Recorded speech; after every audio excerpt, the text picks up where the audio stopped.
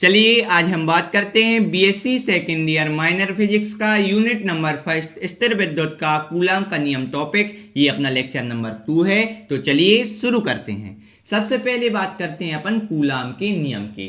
तो कूलाम का नियम क्या बोलता है ये समझिए। ये बोल रहा है दो बिंदु आवेश, पढ़िए, दो बिंदु आवेशों के बीच लगने वाला बल उन दोनों आवेशों के गुणनमान के अनुक्रमानुपाती तथा उनके बीच की दूरी के वर्ग के व्युत्क्रमानुपाती होते हैं। मतलब इसका मतलब क्या है, मान लीजिए एक बिंदु ए है और एक बिंदु है अपना बी, और इनके मध्य दूरी कितनी है, आर है, और ए पे रखा है Q1 आवेश और बी पे रखा है Q2 आवेश। हालांकि ये हमने लिख के बता दिया है, आपको क्या करना है, देखो पेपर में आएगा कूलाम का नियम क्या है, उसकी व्युत्पत्ति कीजिए, उसका सदिश रूप लिखिए, उसकी सीमाएं लिखिए। तो सिस्टमेटिक कैसे लिखना है, सबसे पहले तो आप ऐसी हेडिंग डालेंगे कूलाम का नियम ये पूरा, उसके बाद लिखेंगे ये पूरा नियम, उसके बाद बनाएंगे ये अपना चित्र और व्युत्पत्ति डाल के ये अपन व्युत्पत्ति करते जाएंगे। तो सबसे पहले नियम क्या बोल रहा है कि दो बिंदु आवेश के बीच लगने वाला बल, मान लो दोनों आवेश हमने बता दिया ए और बी पर स्थित बिंदु Q1 और Q2 हैं और उनके मध्य आवेशों की मध्य दूरी कितनी है, r है। देखो ये डिस्टेंस है ना बीच में, ये डिस्टेंस हो गई r।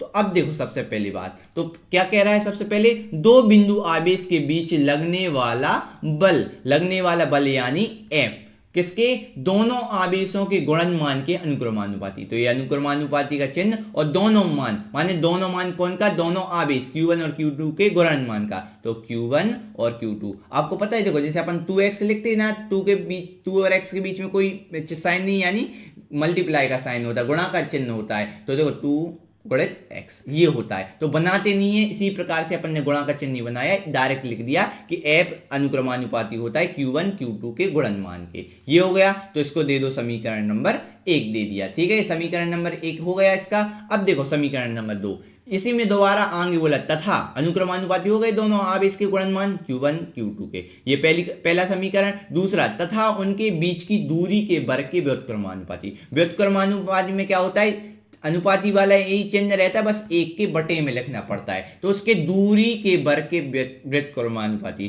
तो दूरी कितनी है, r, तो दूरी r और उसके वर्ग यानी 2 की घात, तो वर्ग के व्युत्क्रमानुपाती। तो इसको दे दिया अपन ने समीकरण नंबर 2। किसको दे दिया, ये वाले पोर्शन को दे दिया समीकरण नंबर 2। अब अपन लिखेंगे समीकरण 1 व 2 से, डायरेक्ट 1 व 2 से या समीकरण 1 व समीकरण 2 से, कैसे भी लिखें, ठीक है ना। तो अब 1 और 2 में समीकरण में देखो क्या कॉमन, देखो यहाँ भी f यहाँ भी f, तो एक बार f अनुक्रमानुपाती का चिन्ह है ये, तो ये भी सेम Q1 Q2, देखो ये नॉर्मल e के बटे में कुछ नहीं, तो 1 है, तो इसलिए इसको लिखते नहीं है, तो अपन है ना डायरेक्ट Q1 Q2 है, तो ये ऊपर लिखा Q1 Q2 और यहाँ बटे के ऊपर एक है, कोई मतलब नहीं, बटे के नीचे क्या है, r², तो r², ये आ गया अपना इतना पोर्शन, ठीक है। अगले पेज से अपन आगे करेंगे इसके।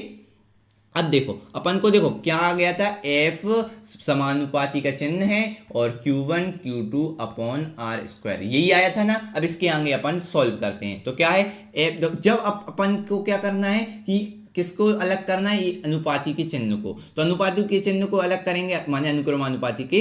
तो जब भी अनुक्रमानुपाती का चिन्ह हटता है तो क्या लगता है, बराबर लगता है, तो बराबर लगा और एक नियतांक आता है, तो मान लीजिए इसमें आता है नियतांक k, नियतांक माने गुणांक वैल्यू होती है, तो k आ गया और बाकी ज्यों कहते हो Q1 Q2 बटे r वर्ग, ठीक है ना। अब देखो यदि अपन k की वैल्यू, देखो जो k की वैल्यू होती है ना, और वो कितनी होती है, k की वैल्यू होती है 1/4 पाई एप्सिलॉन नॉट, ठीक है ना। और हालांकि ये को बता, यहाँ लिखना पड़ेगा आपको, जैसे ये तो अलग कर दें, ये तो हम बताए थे पिछले पेज से आया था, ये जो k नियतांक आया है, तो यहाँ बाजू में अपन को लिखना पड़ेगा, जहाँ k एक नियतांक है, जहां के एक क्या है, नियतांक है। हालांकि इसको माध्यम का परावैद्युतांक भी बोलते हैं, बाकी इतना ही लिखना है कि जहां के एक नियतांक है, बता दें कि ये कहां से आया, तो एक नियतांक है, ठीक है ना, कांस्टेंट वैल्यू है। तो यदि के का मान इतना है, तो के का मान जब इतना होगा, हालांकि ये किसके बराबर होता है, 9 गुणित 10 के ऊपर 9 की घात, और इसका अगर मात्रक की बात करें तो ये होता है न्यूटन मीटर वर्ग प्रति कूलाम वर्ग। तो हालांकि ये के का मान होता है 1/4 पाई एप्सिलॉन नॉट बराबर 9 गुणित 10 के ऊपर 9 की घात न्यूटन मीटर वर्ग प्रति कूलाम वर्ग, ठीक है ना। तो ये इसको अब देखो, ये अपन को के की वैल्यू आ गई, ये अपन को याद करना पड़ेगा आप लोगों को। इसको मान लो समीकरण नंबर दे दें 4 और इसको दे दो मान लो समीकरण नंबर 3। देखो पिछले वाले में देखो ये दिया था समीकरण नंबर 1 और ये दिया था 2, तो इससे ये बना। अब अनुपाती का चिन्ह हटा, अनुक्रमानुपाती का तो बराबर आया, और के नियतांक आया, जहाँ के नियतांक है, परमाणु माध्यम का परावैद्युतांक है, और के का मान कितना है, वैल्यू 1/4πε0। और इसको भी सॉल्व करोगे तो इतना आता है, लेकिन ये बस याद करने के लिए, बाकी मान सूत्र में क्या रखना है ये। तो समीकरण नंबर 4 दे दें। तो अब देखो इसको हम मिटा दे रहे, एक काम कर रहे हैं, इसको अलग से लिख लेना आप, नहीं तो है ना आप कंफ्यूज हो जाए, मानिए रख दें, तो यहाँ अपन रख करके यहाँ दे देते हैं समीकरण नंबर 4, ठीक है ना। वो तो हमने याद करने के लिए बता दिया। अब इसके बाद देखो के का मान आ गया, तो के का मान समीकरण 3 में रख देंगे, माने समीकरण 4 का मान 3 में रख देंगे। तो समीकरण 4 से के का मान, समीकरण 4 से के का मान समीकरण 3 में रखने पर, समीकरण 3 में रखने पर, 3 में रखने पर, बिल्कुल समझ में आया ना। देखो समीकरण 4 में के का मान दिया है कितना, 1/4πε0, तो के की भी जगह ये रख देंगे समीकरण 3 में। तो f बराबर आ जाएगा, के की जगह क्या आएगा, 1/4πε0, ये एप्सिलॉन नॉट पढ़ते इसको, और Q1 Q2/r वर्ग। ये आ गया आपका कूलाम का नियम। क्या आ गया आपका, कूलाम का नियम आ गया। समझ में आया बात को, माने कूलाम का नियम यही बोलता है, ये सूत्र है, अपन ने इस सूत्र की क्या कर दी, व्युत्पत्ति कर दी। क्वेश्चन में ये आपको जरूर आता है, यहाँ कोष्टक में आप माने अलग से ये भी लिख सकते हैं, यही कूलाम का नियम है, यही व्यंजन है, यही व्यंजक है। और साथ ही साथ अपन वैल्यू भी लिख सकते हैं, जो अपन ने के का मान माना था ना, 1/4πε0, जो हमने अभी बता चुके थे के का मान, इसकी वैल्यू होती 9/10⁹ न्यूटन मीटर वर्ग प्रति कूलाम वर्ग। तो ये हो गया अपना के का मान। और हालांकि जो एप्सिलॉन नॉट होता है ना, उसका भी मान कितना होता है, एप्सिलॉन नॉट का होता है 8.854 × 10⁻12 कूलाम स्क्वायर प्रति न्यूटन मीटर स्क्वायर। ये होता है अपना एप्सिलॉन नॉट की वैल्यू। और साथ ही साथ ऐसे पाई की भी वैल्यू 3.14 रखें, पर इनको सब सॉल्व करते हैं ना, तो इसकी जगह ये पूरा वैल्यू 9 × 10⁻9 आता है अप्रोक्स।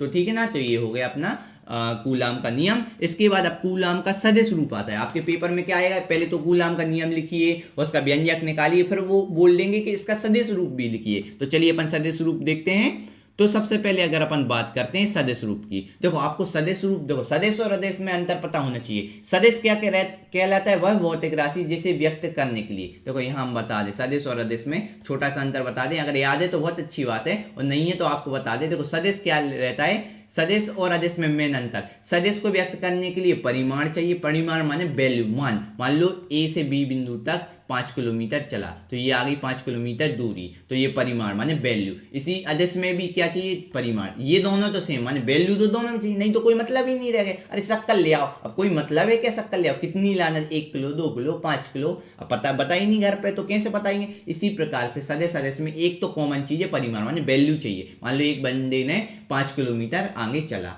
लेकिन बात करें इनमें डिफरेंस क्या है, तो सदिश राशि में एक और एक्स्ट्रा चीज जुड़ जाती है, दिशा। क्या जुड़ जाती है, दिशा, जबकि अदिश में दिशा का कोई रोल नहीं होता। तो ये सदिश और अदिश में अंतर यही है कि सदिश वह भौतिक राशि है जिसको व्यक्त करने के लिए परिमाण भी चाहिए और दिशा भी चाहिए, जबकि अदिश राशि क्या है, जिसको व्यक्त करने के लिए केवल परिमाण। मान लीजिए 5 किलोमीटर, लेकिन इसमें 5 किलोमीटर दिशा भी, भैया उत्तर दिशा में जाना है, पूर्व दिशा में जाना है, ईस्ट वेस्ट नॉर्थ साउथ, इन चारों में से कोई भी जाना है, तो माने दिशा की भी आवश्यकता होती है। तो ये समझ में आया। अब सदिश रूप की बात कर रहे हैं, किसकी बात कर रहे हैं, सदिश रूप की बात कर रहे हैं। तो क्या है सदिश रूप में क्या होगा, परिमाण वैल्यू तो चाहिए। देखो अभी अपन ने वैल्यू, ध्यान हो, अभी कूलाम का नियम निकाला है, कूलाम का नियम क्या निकाला है, F माने फोर्स, बल बराबर 1/4πε0 Q1 Q2/r²। ये आ गया अपनी वैल्यू कूलाम के नियम से। माने ये केवल क्या आई है, वैल्यू। क्या आई है, वैल्यू, यानी परिमाण आया है, मान आया है, क्या है, परिमाण आया है, मान आया है। लेकिन अब मान के साथ अभी बताया हमने, सदिश को व्यक्त करने के लिए क्या परिमाण के साथ, वैल्यू के साथ, मान के साथ किसकी जरूरत होती है, दिशा की। किसकी जरूरत होती है, दिशा की। तो बस कुछ नहीं करना है, देखो ये लिखा है कि किसी दो आवेशों के मध्य लगने वाला बल, जो अपन ने निकाला है, आवेश को मिलाने वाली रेखा के अनुदिश कार्य करता है, माने उसकी दिशा के अनुदिश, अनुदिश माने उसकी दिशा में कार्य करता है। देखो बल तो आ गया, देखो बल की, देखो F बराबर कितना आया था, 1/4πε0 Q1 Q2। बस अंतर देखो, ये चीज जुड़ी r कैप, और ये जुड़ा है सदिश का चिन्ह। देखो ये पढ़ते हैं जो टोपी लगी रहती है ना, कैप सी, ये इसको कैप ही पढ़ते, तो आर कैप, समझ रहे हैं ना। सो सिर्फ सदिश रूप में क्या हो जाता है, देखो इसको सदिश रूप को व्यक्त करने के लिए एक तो वेक्टर का ये साइन रखता है, ये वेक्टर का साइन है एरो वाला, ठीक है ना। और इसके बाद देखो अपन को परिमाण यानी ये वैल्यू तो प्राप्त हो गई नियम से, अपन ने व्यंजक की व्युत्पत्ति कर ली, सिर्फ दिशा और ऐड करना, क्योंकि सदिश राशि को व्यक्त करने के लिए परिमाण भी चाहिए और दिशा भी। और अपन कौन सा रूप कर रहे हैं, सदिश रूप कर रहे हैं, और सदिश रूप के लिए वैल्यू तो हो गई थी, बस अपन को दिशा और चाहिए थी। तो इनने बोला कि दिशा कैसे पता करेंगे, तो किसी दो आवेशों के मध्य लगने वाला बल, माने जो बल लग रहा है उसको मिलाने वाली रेखा के अनुदिश कार्य करेगा। तो कौन सी रेखा, मान लो अपन ने पढ़ा था ए, बिंदु ए पर कौन सा आवेश रखा, Q1, और बिंदु Q2 पे Q2 के बिंदु पे रखा आवेश, B पे रखा है आवेश, ठीक है ना। तो B पे Q2 आवेश रखा है, तो इन दोनों को मिलाने वाली रेखा के अनुदिश कार्य करेगा। तो दिशा कौन सी, अनुदिश, आने अनुदिश उसकी दिशा में, और दिशा क्या है, इसकी रेखा माने उसको मिलाने वाली रेखा, मिलाने वाली रेखा कौन सी है, आर दूरी की है ना, तो उसके अनुदिश, तो इसलिए आ गया आर कैप। तो इस प्रकार से अपन ने क्या कर लिया, आर कैप क्या होगा, इसकी दिशा होगा, और ये वेक्टर का साइन लगा दिया, तो ये हो गया कौन सा रूप हो गया, सदिश रूप हो गया। हालांकि इसको और सॉल्व कर सकते, कई आपको अगर बुक वगैरह में इतना तो देगा, इतना तो आंसर सी है क्लियर, लेकिन आपको थोड़ा सा और करना है। तो आर कैप का मान होता है आर वेक्टर, क्या होता है, आर कैप का मान क्या होता है आपका, आर वेक्टर अपॉन आर। अब कहेंगे सर ये कैसे आया, देखो आपको पता है ना कि सदिश राशि को व्यक्त करने के लिए क्या चाहिए, परिमाण भी चाहिए, क्या चाहिए, परिमाण भी चाहिए और दिशा भी चाहिए। अब कहेंगे सर परिमाण दिशा दोनों साथ में लिख दिए, अब बीच में कोई चिन्ह नहीं यानी गुणांक का, ठीक है ना। तो सदिश मान लो, सदिश कितना है, मान लो इसमें देख रहे हैं अपन, तो आर वेक्टर, मान लो सदिश कितना है, आर वेक्टर माने वो दूरी है, तो आर वेक्टर है बराबर परिमाण कितना है, आर, वैल्यू है आर, और उसकी दिशा क्या है, आर कैप है, ठीक है ना। अब देखो ये एक दूसरे से कोई चिन्ह नहीं बीच में, यानी मल्टीप्लाई यानी गुणा का चिन्ह है। तो आप देखो ध्यान से, ये आर यहाँ गुणा में और साइड जाके काय में चले जाएगा, भाग यानी बटे में चला जाएगा, तो यहाँ बचेगा आर कैप, माने आर कैप किसके बराबर होता है, ये। तो आर कैप की जगह आप क्या लिख सकते हैं, आर कैप की जगह लिख सकते हैं, ये तो जो कहते हैं होगा पूरा Q1 बटे Q2 आर स्क्वायर बटे में, और आर कैप की जगह क्या होगा, आर कैप, देखो आर कैप कितना है, आर कैप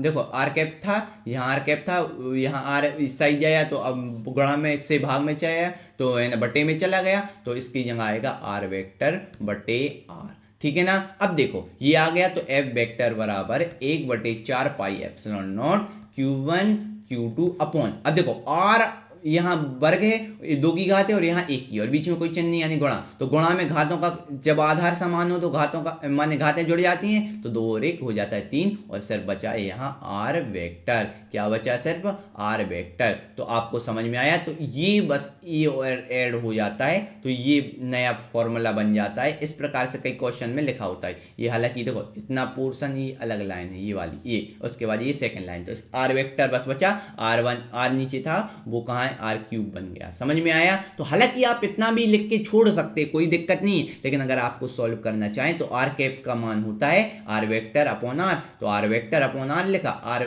कोई घात नहीं यानी 1, देखो बीच में कोई चिन्ह नहीं गुणा, तो R1 और R2 क्या हो गया, R3 हो गया, समझ रहे, माने R3 की पावर, क्योंकि घात आधार समान हो तो घातें जुड़ जाती हैं, तो R3 हो गया, और ये आर वेक्टर आया, ये आ गया अपना सदिश रूप का। और ज्यादा सॉल्व करने पे, इससे ज्यादा ये मैंने पूरा फुल सॉल्व कर दिया, लेकिन इतना भी आप डायरेक्ट ऐसा लिख के सदिश रूप लिख के कर दोगे तो आपका गलत नहीं होगा, बाकी ये लिखो तो ज्यादा अच्छा है, ठीक है ना। तो ये हो गया अपना सदिश रूप। अब अपन लास्ट में बात करते हैं कूलाम के नियम की सीमाएं। अब देखो ये कुछ नियम होते हैं, ऐसे होते जो देखो धीरे धीरे आधुनिकता में मॉडर्न जमाना आने लगा, तो उससे क्या हुआ कि धीरे धीरे जो नए नए नियम है ना उनको सुधारते गए, माने जो गलती होती है ना, कहते हैं समय के साथ गलती हो सुधारते गए, वो ही हुआ। जैसे अपन ने केमिस्ट्री में अपन पढ़ते हैं ना कि जब है ना मॉडर्न टेबल अब आ गई आधुनिक आवर्त सारणी, लेकिन उसके पहले मेंडलीफ ने बनाई थी, ऐसे बहुत सारे लोगों ने बनाई थी अपने अपने अनुदेश, फिर उसको सुधार करते करते अपन आगे बढ़ाते गए। जैसे अपन ने परमाणु की संरचना के लिए भी कई मॉडल पढ़े, अपन ने डाल्टन का मॉडल पढ़ा, ठीक है ना, उसके बाद थॉमसन का मॉडल पढ़ा, रदरफोर्ड का मॉडल पढ़ा, बोर का मॉडल पढ़ा, तो इसको इंप्रूव करते गए ना एक लोग। तो इसी प्रकार से कूलाम के नियम में कुछ कमियां भी हो गई, तो सीमाएं मतलब कुछ लिमिट है इनमें। तो पहला क्या है, यह नियम गतिमान आवेश के लिए लागू नहीं होता है। इसका मतलब क्या है कि जैसे अपन ने कहा ना, ये बिंदु ए पर रखा है Q1 आवेश और बिंदु बी पे रखा है Q2 आवेश। अपन क्या बोल रहे, रखा है, चल रहा है नहीं, रखा है। तो इसका मतलब है कि ये केवल गतिमान माने स्थिर वस्तु माने स्थिर बिंदु हो, जो स्थिर आवेश हो उन पर ही लगता है। अगर हम कहें Q1 है ना, इस दिशा में चल रहा, उत्तर साइड चल रहा है, 2 किलोमीटर दक्षिण साइड चल रहा, तो ये नहीं, स्थिर अवस्था के लिए लागू होता है यह नियम। तो पहला सीमा क्या है, यह नियम गतिमान आवेश के लिए लागू नहीं होता है, स्थिर अवस्था के लिए लागू होता है। दूसरा क्या है, यह नियम माध्यम पर निर्भर करता है। देखो माध्यम हमने बताया था, ये माध्यम पर निर्भर करता है क्योंकि ये जो के का मान आता है ना, वो परावैद्युतांक होता है माध्यम का। तो मतलब सीधी बात यह है कि यह नियम माध्यम पर निर्भर करता है। तीसरा है, यह नियम प्रकृति का मूल नियम नहीं है, मानिए ये प्रकृति नेचर का मूल नियम नहीं है। चौथा है, यह नियम केवल 2 आवेशों तथा समरूप आवेशित गोले जो विराम अवस्था में हो के लिए लागू है। ये तो हम बता चुके कि विराम अवस्था के लिए लागू है, और इसका किया 2 आवेश, केवल 2 आवेश की बात कर रहे हैं, ठीक है ना।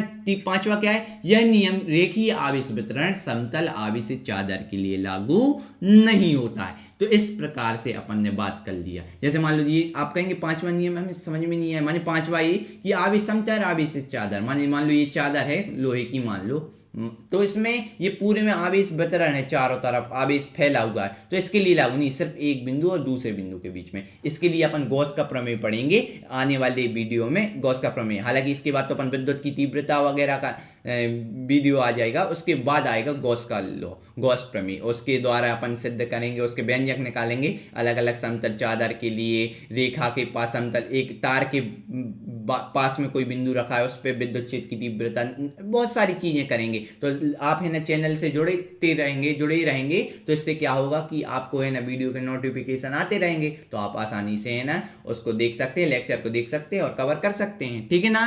तो फिर मिलते हैं अपन अगले लेक्चर में, तब तक के लिए थैंक यू।